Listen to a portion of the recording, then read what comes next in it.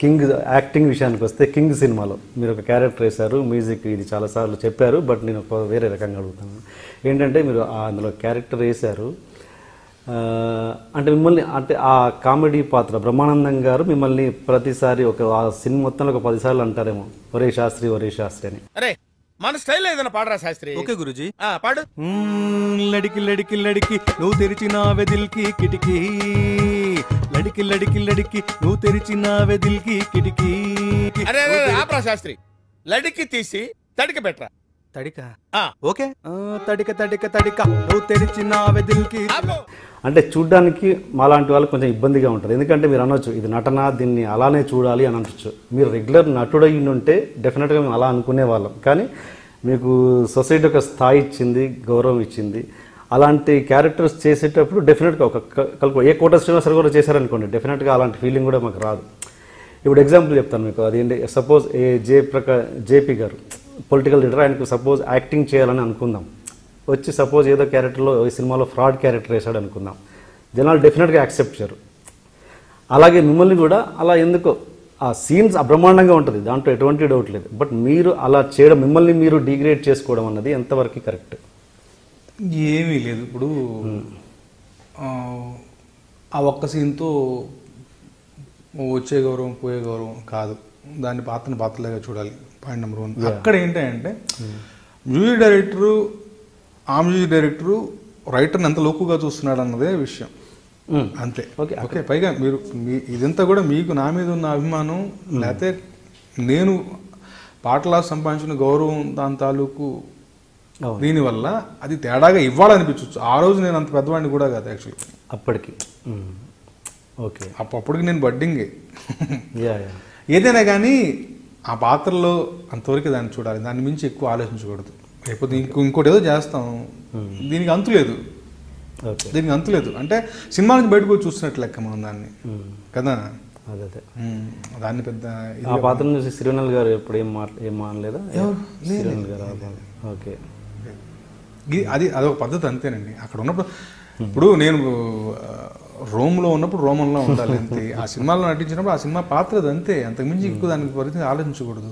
Okay, వేరే character దీని గురించి కూడా అది పక్కన పెట్టండి. నిన్న కూడా నేను ట్విట్టర్లో ఎవరో కుర్రాడు నాకు పెట్టాడు, మాకు వీ వాంట్ మోర్ ఆఫ్ జత కలిసి వీ వాంట్ మోర్ ఆఫ్ ఇంకేదో మెలడీ సాంగ్ పేరు చెప్పారు, వీ డోంట్ వాంట్ డూ సరేనోడు అని పెట్టాడు నాకు ట్విట్టర్లో. నాన్న, నా దారిలో వచ్చిన ప్రతి పాటని నేను చక్కగా పద్ధతిగా రాసేందుకు ప్రయత్నం చేస్తాను. Okay, life is about enjoying every emotion, let me enjoy it, you also enjoy, అంతే చెప్పాను. నా దృక్పథం అలా ఉంటుంది.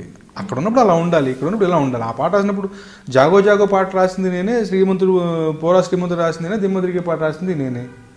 కొన్నిసార్లు ఏమవుతుందంటే మన మీద ఒక అభిమానాన్ని పాత్రలో అవడం మన అదృష్టంగా భావించాలి. బట్ ది సేమ్ టైం నిజం ఏంటంటే మీ స్టేచర్ కాదండి దిమ్మదిరిగే అంటారు.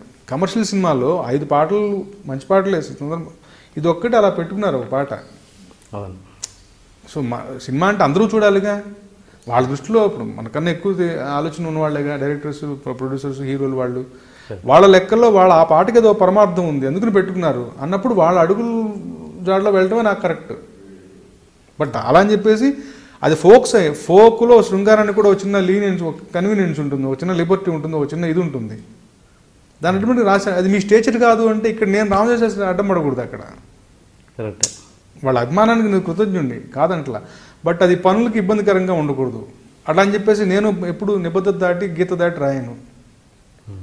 నీ పక్క నుండి నీ పచ్చిగాలి పిలిచిన అదేదో పీల్చినట్టుగా మొత్తం నీ పక్క నుండి మంచినీళ్ళు తాగినా కానీ ఇంకేదో మందు తాగినట్టుగా ఉంటుందని ఇట్లాంటి వాటి మీద వెళ్ళిపోతాను.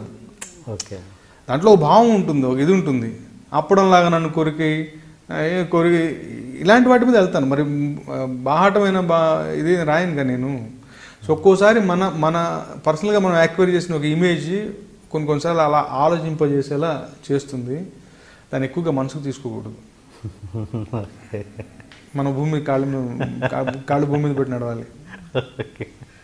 ఈ రచయితల విషయానికి వస్తే లిరిక్ రైటర్ కావచ్చు, స్టోరీ రైటర్స్ కావచ్చు, డైలాగ్ రైటర్స్ కావచ్చు, ముఖ్యంగా మీ కమ్యూనిటీలోంచే ఎక్కువగా ఉన్నారు.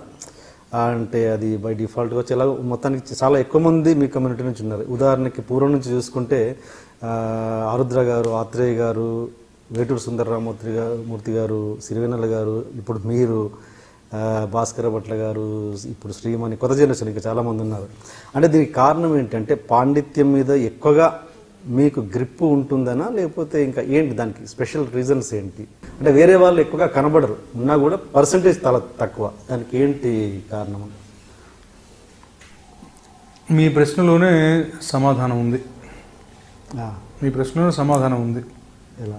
ఓకే, అంటే పాండిత్యం ఎక్కువగా ఉందనా ఏదో అన్నారు. అవును కదా. సో పాండిత్యం అనేది ఎక్కడున్నా రాణిస్తుంది. యా. అది వీళ్ళకే ఉండదని ఎలా చెప్తాం మనం? ఎవరికని చెప్తాం? దానికన్నా ముందు let me make a statement. నేను ఒక కమ్యూనిటీతో ఐడెంటిఫై అవ్వడానికి నాకు ఇష్టం ఉండదు. అమ్మా నాన్నల మీద గౌరవం ఉంచి వాళ్ళు పెట్టిన పేరు పెట్టు తిరుగుతున్నాను అంతే తప్ప నా వల్ల ఆ కమ్యూనిటీకి గౌరవం అక్కర్లేదు, కమ్యూనిటీ వాళ్ళు నాకు గౌరవం అక్కర్లేదు. నేను బేసికల్గా ఒక మనిషిని, ఒక మంచి మనిషిగా ఉండడానికి ప్రయత్నం చేస్తాను. ఓకే. ఇది సో ఈ ఆర్ట్ ఫామ్ని, ఈ కళని ఈ రకమైన యాంగిల్స్ చూడటానికి సస్యమరా ఇష్టపడినాం. నాకు కొంచెం ఇబ్బందిగా కూడా ఉంటుంది. ఓకే. ఇబ్బందిగా ఉంటుంది. ముఖ్య సరస్వతి అంటాం. అమ్మవారిది ఏ కులం ఎవరికి తెలుసు? ఎవరికి ఏ కులం? ఫలానా వాళ్ళకే అని ఎక్కడ చెప్తాం? మీరు అన్నట్టు 4 పేర్లు కనపడవచ్చు, కాసేపు ఆలోచిస్తే 5 పేర్లు వేరే వాళ్ళు కనపడవచ్చు. దాన్ని మనం ఇలాగే మనం చట్టాలు చేసి గీతలు గీసి చాలా దారుణమైన ఉంటుంది. తప్పుగా చెప్పట్లేదు, ఆ చరిత్ర చూసుకుంటే అలా ఉంది కదా అని. అసలు ఆ రకమైన అనాలిసిస్ ఈ విషయానికి అవసరం లేదు. అందరిది ఒకటే. అందరిది కమ్యూనిటీ అనేది కులం అయితే అందరిది కవి కులం అంతే. అందరిది కవి కులం అంతే. ఇప్పుడు మీరు కాని వాళ్ళు చెప్పండి, కాని వాళ్ళు వేరే వాళ్ళ పేర్లు చెప్పండి, మీరు కొన్ని పేర్లు చెప్పండి చెప్తాను. ఎవరు విద్వత్ తక్కువ నేను చెప్తాను. సక్సేనా చంద్రబోస్ గారు ఉన్నారు. ఎవరు విద్వత్ తక్కువ? మా ఆనంద్ శ్రీరామ్ ఉన్నాడు, పర్సెంటేజ్ తక్కువ అని మా ఆనంద్ శ్రీరామ్ ఉన్నాడు, అందశ్రీ గారు ఉన్నారు, గోరెట్ వెంకన్న గారు, సుద్దలక్ష్మి నేషనల్ అవార్డు విన్నారు. మీరు 4 పేర్లు చెప్తే నేను 40 పేర్లు చెప్తాను. అక్కడే సమాధానం చెప్తాను మీకు. ఓకే. సో కళని ఇలాంటి ట్యాగులు, ఇలాంటి విషయాలతో ట్యాగ్ చేసి బ్రాండ్ చేయడం కాదు. విద్వత్తు ఎక్కడున్నా రాణిస్తుంది. విద్వత్ ఎక్కడున్నా రాణిస్తుంది. ఎక్కడున్నా రాణిస్తుంది. ఓకే. అంటే నేను ఇక్కడ డిబేట్ చేయడానికి కాదు అడిగిన క్వశ్చన్, ఎక్కువగా వాళ్ళు కనబడుతున్నారు కాబట్టి. ఏం లేదు, నా ఆవేదనకి ఇబ్బందికి కారణం ఏంటంటే మనం ఒక సంధికాలంలో ఉన్నాం, ఒక పరిస్థితుల్లో ఉన్నాం. సో చిన్న విషయాలు they go a long way.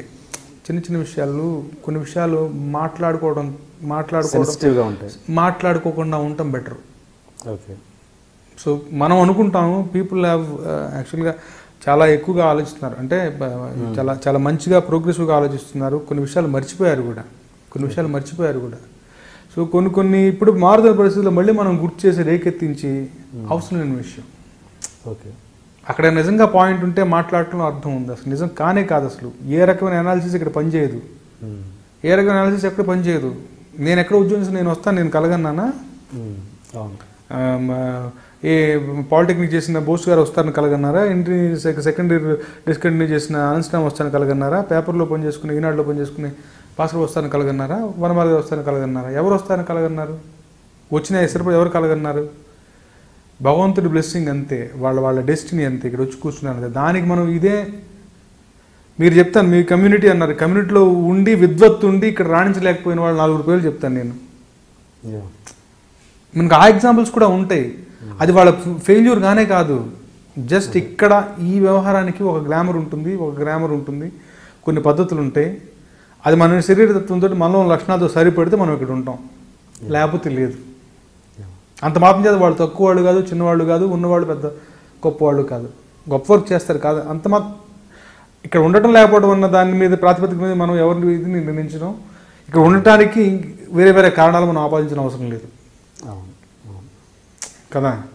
So ఈ కళని కులం ట్యాగ్తో చూడటం కొంచెం ఇబ్బంది కలిగించే విషయం.